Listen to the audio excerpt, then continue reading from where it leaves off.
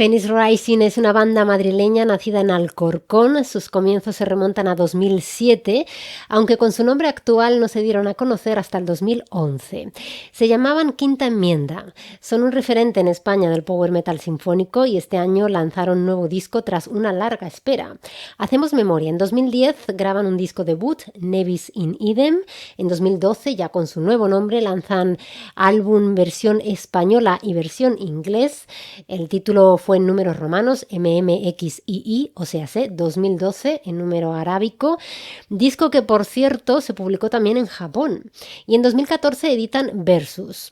Ya en 2018 comienzan a trabajar en el nuevo disco que actualmente es una realidad, Acta es Fábula. Actualmente esta banda la componen Miguel González a la voz y guitarra, Daniel Martínez a la guitarra, Carlos Vivas a la batería y nuestros invitados de hoy en Corazón Púrpura Rock, Jesús Martín a los teclados y orquestación, que lleva en la banda desde el 2010, y Cristian Rodríguez al bajo y coros, que ha sido el último en incorporarse en 2019. ¿Qué tal? ¿Cómo estás? Muy buenas. Muchísimas gracias por estar hoy con nosotros, por vuestro tiempo y enhorabuena por este nuevo trabajo. Nada, hombre, muchísimas gracias a vosotros, sobre todo por invitarnos, por poder estar aquí y bueno, pues por poder contar también un poquito eso, que es lo que ha sido nuestro último trabajo y bueno, desvelar cositas. Este nuevo trabajo, Acta est Fábula, se ha editado gracias a una campaña de crowdfunding. ¿Cuál ha sido el proceso que habéis llevado a cabo desde que comenzasteis la campaña hasta que el disco fue una realidad? Porque en vuestra web comentabais que ha sido un camino duro y con no pocos obstáculos. Es cierto que el disco estaba previsto, o sea, en nuestros planes iniciales, ¿no? Estaba compuesto desde hace bastante tiempo y teníamos pensado sacarlo con anterioridad. Pero bueno, debido a diferentes circunstancias, tanto personales como profesionales, etcétera, bueno, pues nos vimos un poco retrasados.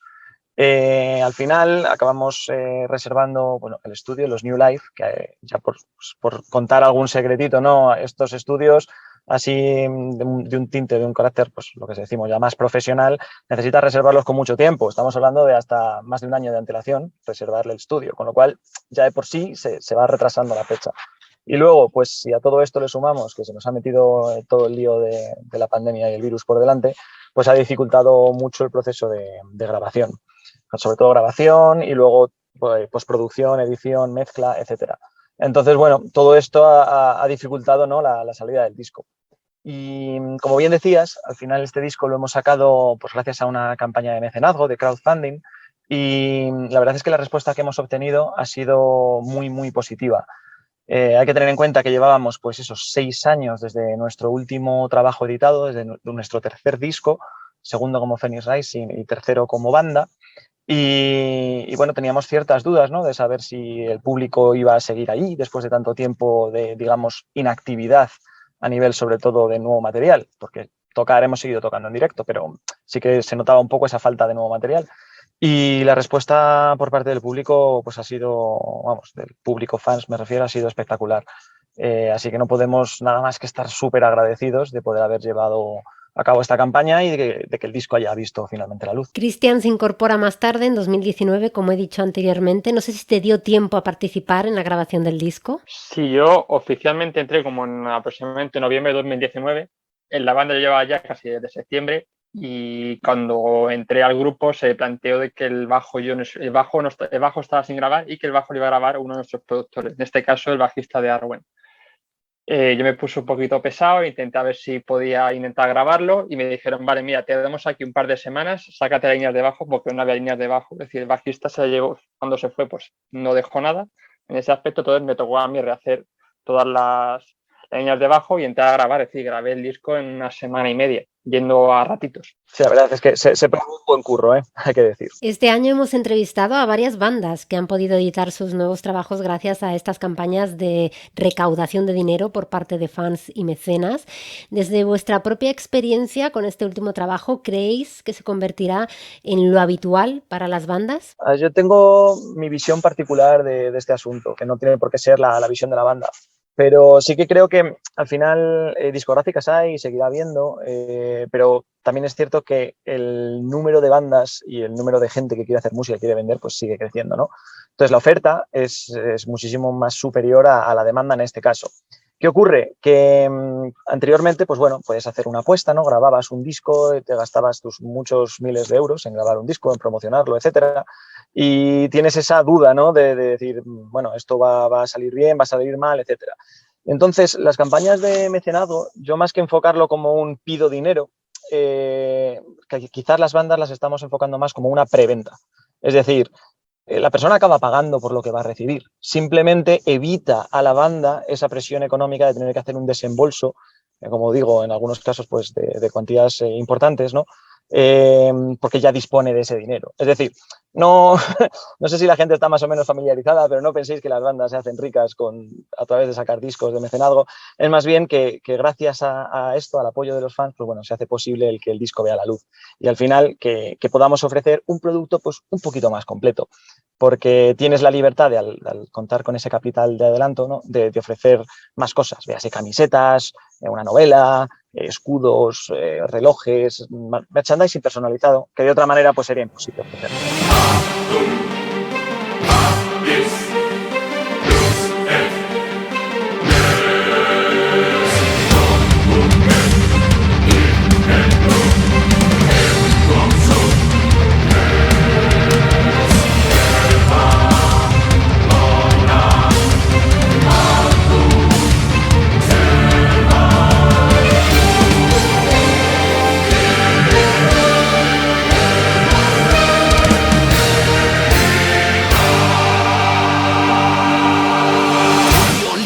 Fue injusto el destino, tu orgullo quedó malherido.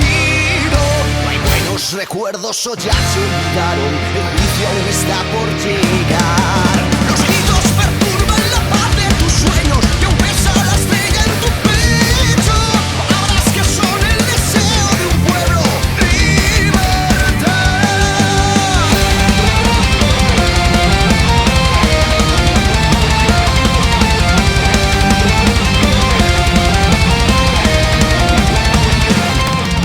El disco viene acompañado de una novela, como nos comentaba anteriormente Jesús. Es una novela breve de unos 90 páginas más o menos.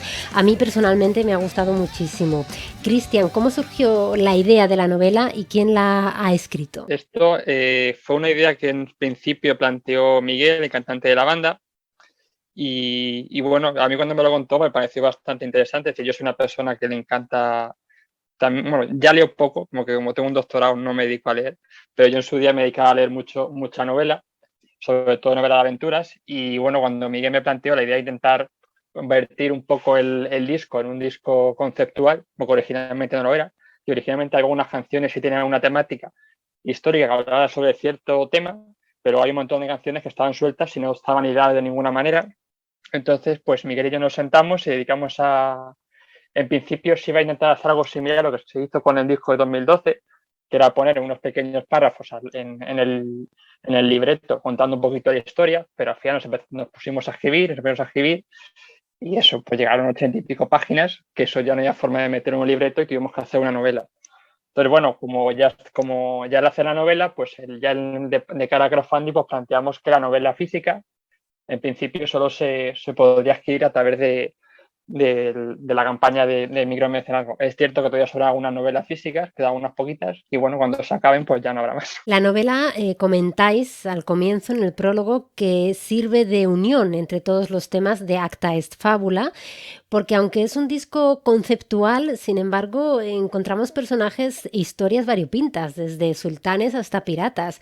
Para los que no se han leído todavía vuestra novela, ¿cuál es el hilo conductor y en qué os habéis inspirado? Vale, el hilo conductor realmente es que el personaje de la portada del disco, cuyo nombre no desvelamos en ningún momento, es una de las partes de la magia de este disco, pues bueno, que es un personaje que vive en el futuro y resulta pues que ves que la humanidad pues se está yendo al garete, y por destrucción, el cambio climático y demás. Entonces la idea que tiene este personaje es intentar viajar al pasado para descubrir qué es lo que ha llevado a que la humanidad se haya vuelto de esa manera.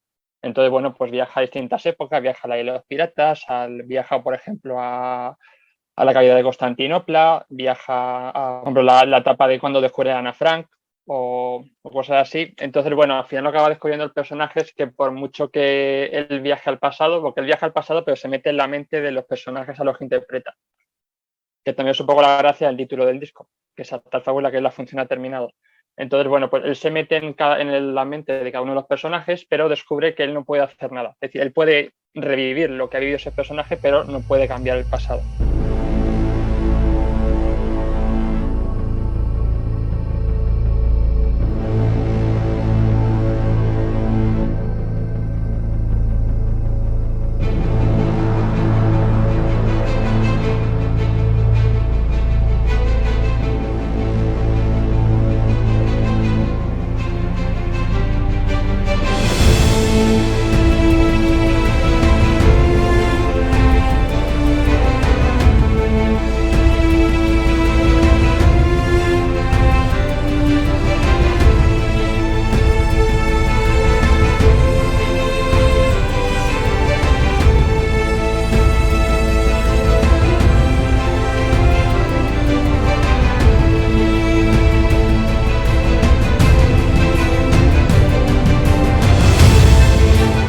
Me gustaría que nos hablarais un poco de todo el proceso de creación, grabación, producción, etcétera. Pues a ver, para este disco sí que hemos contado un poco con la visión externa en este caso, de dos productores, de José Garrido y Miguel Sabugal, Daniel Sabugal, perdón, que son los que regentan los New Loef Studios y además forman parte de la banda Arwen. El porqué de hacer, digamos, este cambio, donde a lo mejor anteriormente, en los discos anteriores, la producción había sido más a cargo de la banda, ha sido porque, bueno, nos hemos dado cuenta de que realmente tener una quinta o una sexta persona, ¿no? Dando una visión externa a lo que ya lleva la banda de por sí al estudio, pues lo único que puede hacer es ayudar a crecer los temas. Entonces, ha sido un poco como lo hemos enfocado. La grabación, como decíamos, se ha llevado a cabo eso en los New Life Studios en Madrid.